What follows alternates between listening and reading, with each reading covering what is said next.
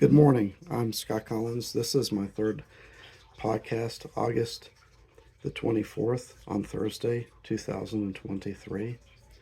And I'm going to talk today a little bit about the Constitution and religion because I think that there is a great deal of confusion about this. I'm going to be reading some excerpts from some very important documents and speeches. And so I'm going to be looking at the screen some while I do this. But I want you to listen carefully and understand a little bit more about why what people think today about the relationship between the Constitution and religion is very often wrong. As a scholar has pointed out, the wall of separation is the sacred icon of a strict separationist dogma, intolerant of religious influences in the public arena. It's been used to silence religious voices in the public marketplace of ideas and segregate faith communities behind a restrictive barrier. There are some documents that have kind of reinforced this perception. One in particular is the Treaty of Tripoli, which announced clearly and succinctly to the world that the government of the United States of America is not in any sense founded on the Christian religion. And I might add that this document was initiated by George Washington and signed by John Adams. Yet it was the same John Adams who signed the Treaty of Tripoli who wrote these words: "Our Constitution was made only for a moral and religious people. It is wholly inadequate to the government of any other." Sounds like a contradiction or a discrepancy, doesn't it? But actually it isn't. I think one of the problems in this topic is that to some degree, both sides of this controversy have been wrong. There are some people on the left in this country who think that the United States was founded to be a secular nation. That's wrong. There's some who think that America was founded to be an exclusively Christian nation. Guess what? That's equally wrong. Neither is true. These were people who were about freedom more than anything else, and a country and a constitution that would protect freedom. Freedom for all people to express their opinions and their religious convictions. So I'm going to go through this and tell why the United States is supposed to be a very friendly place for people to practice their faith and even influence in the public square. And I want to start with Thomas Jefferson. I mentioned before that many people don't like the term separation of church and state. Some have used it as a weapon against faith. Others have used it as a boogeyman, saying that it's not actually in the Constitution. However, I would say both are wrong. Thomas Jefferson wrote about separation of church and state in a letter that he wrote to the Danbury, Connecticut Baptist Association on January 1st, 1802, because I think that the context of that separation of church and state phrase matters. Allow me to read it. Here are the most important excerpts. "Believing with you that religion is a matter which lies solely between man and his God, that he owes account to none other for his faith or his worship, that the legitimate powers of government reach actions only and not opinions. I contemplate with sovereign reverence the act of the whole American people, which declare that their legislature should make no law respecting an establishment of religion or prohibiting the free exercise thereof, thus building a wall of eternal separation between church and state. Congress thus inhibited from acts respecting religion." What does that mean?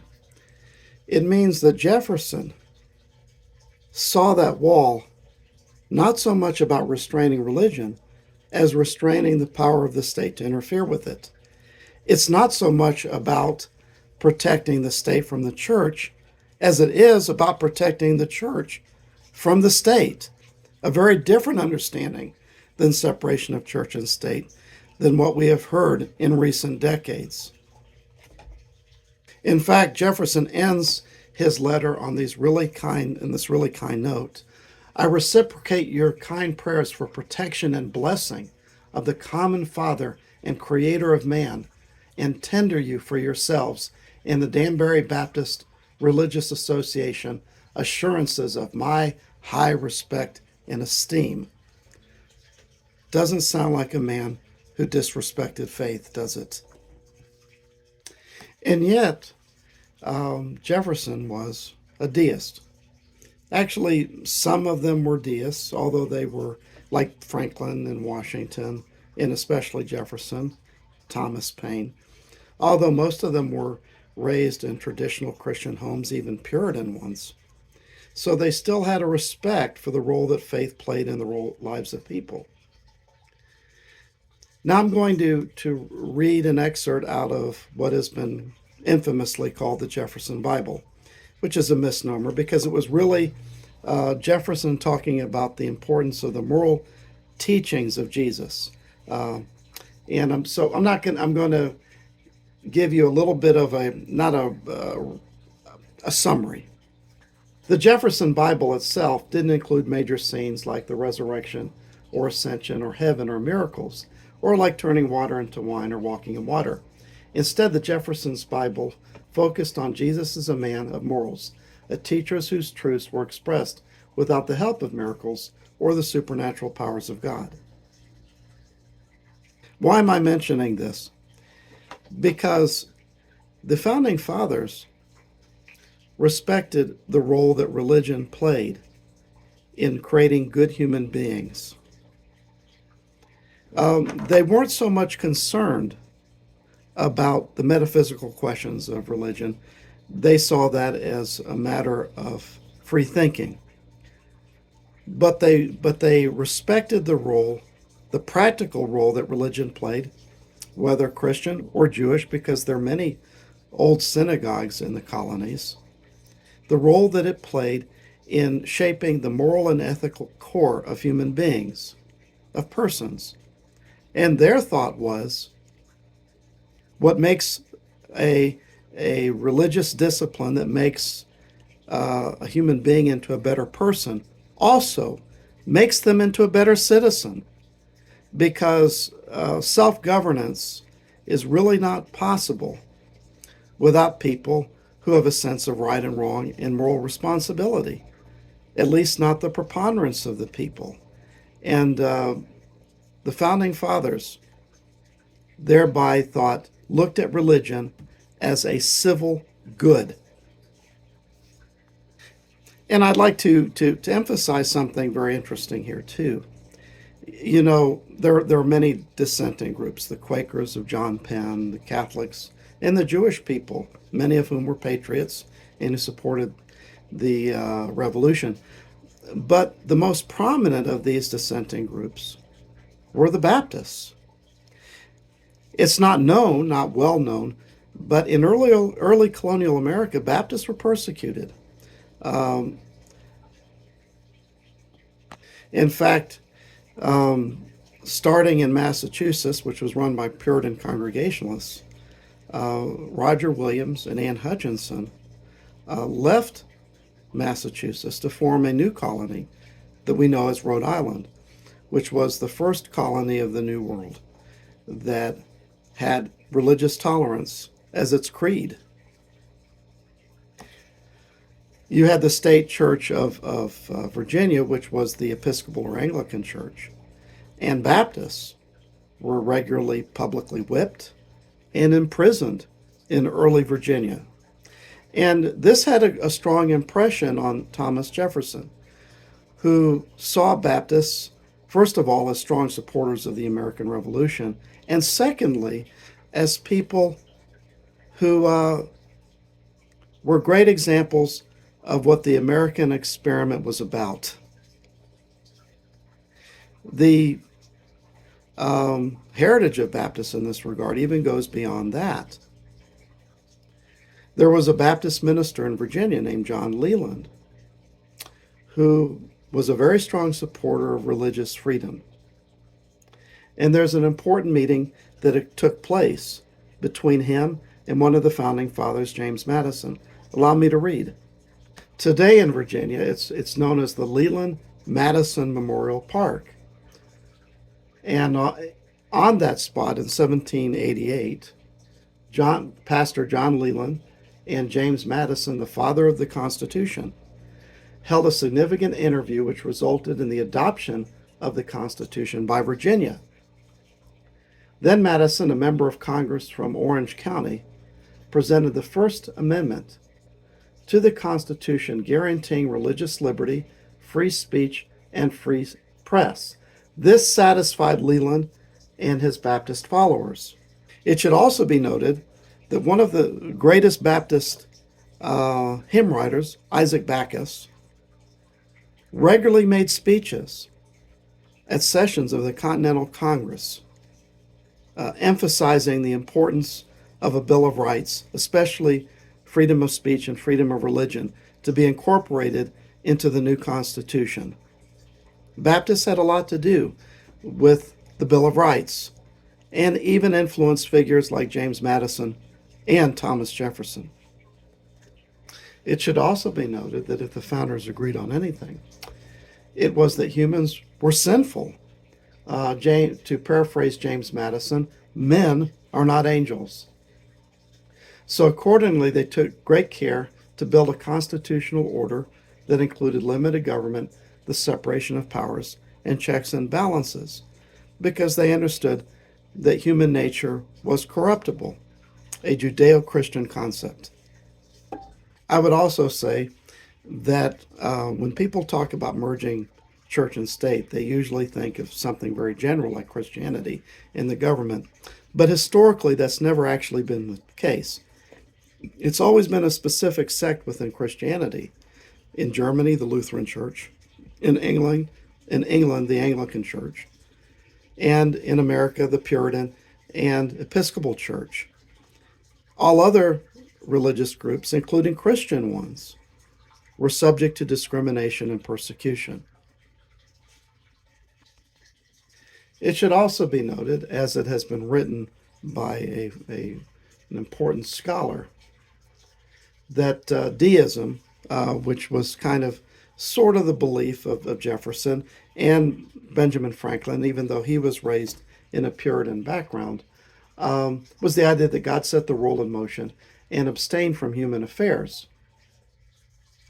But none of these men were really deists in any practical sense in that regards. Washington, for instance, referred to providence at least 270 times in his writings. And even though they did not believe, the founders did not believe in the orthodox tenets of Christianity, Franklin, Adams, and Jefferson continued to believe in miracles, I think maybe even despite themselves. Lastly, I would like to read some excerpts of a sermon that was given by Dr. George Truett on May 16th, 1920, at the steps of the Austin, Texas Capitol. For some 40 years, Dr. Truett had been the minister of the First Baptist Church of Dallas, Texas. And here are some excerpts from his speech. The utterance of Jesus, "Render therefore unto Caesar the things which are Caesar's, and unto God the things which are God's," is one of the most revolutionary and history-making utterances that ever fell from those lips divine. It was the sunrise gun of a new day, the echoes of which are to go on and on until in every land, whether great or small, the doctrine shall have absolute supremacy everywhere of a free church in a free state. Christ's religion needs no prop of any kind from any worldly source, and to the degree that it is thus supported is a milestone hanged about its neck. I would also add that Dr. George Truett, believed that it was okay for people to have no faith. What is the picture here? It's the picture of what I would call a benevolent neutrality. Benevolent neutrality is where the government neither advances or supports religion, but respects it as a civil good. We see this in the fact that we have chaplains in the armed forces, chaplains in the Congress, and in the Supreme Court. Growing up in South Florida in the 1970s, I was very much exposed to this benevolent neutrality idea in public school. I first learned Jewish songs in elementary school. I have a little dreidel, I made it out of clay, but when I put it together, oh dreidel I will play. Oh dreidel, dreidel, dreidel, I made it out of clay, and when we come together, oh dreidel I will play. Sort of to that point. And the Jewish children learned Christmas songs, Easter songs, holiday songs. And it wasn't about indoctrinating anybody into any particular faith. It was about acknowledging the respect that should be given to people of their faith, because it's an important part of their identity. And it helps to make them into moral people, and it is a civil good. I remember growing up, Jewish children and teenagers, they had no problem wearing Star of Davids. We had no problem wearing crosses, because there was an understanding that even though we may have differences there, because these are deeply held convictions, they should be treated with respect. And also, if I had to go off to a retreat with my pastor, all my pastor had to do was go to the principal's office and check me out. Because separation of church and state entailed a benevolent stance towards faith. Somehow I don't think that the current environment is as tolerant as that. In fact, I wouldn't mind children learning Islamic songs either, so long as they could learn Christian and Jewish ones. This is an issue of respect. And to summarize this, I don't expect my government to endorse my faith or support my faith. But yes, under the Constitution, I do expect my government to respect my faith. And that's the crisis that we're in right now, is that we have a government that is not benevolent towards faith, but hostile towards it. And I hope that what I've shared indicates the fact that the Founding Fathers would have totally disagreed with any hostility towards religious institutions. Thank you.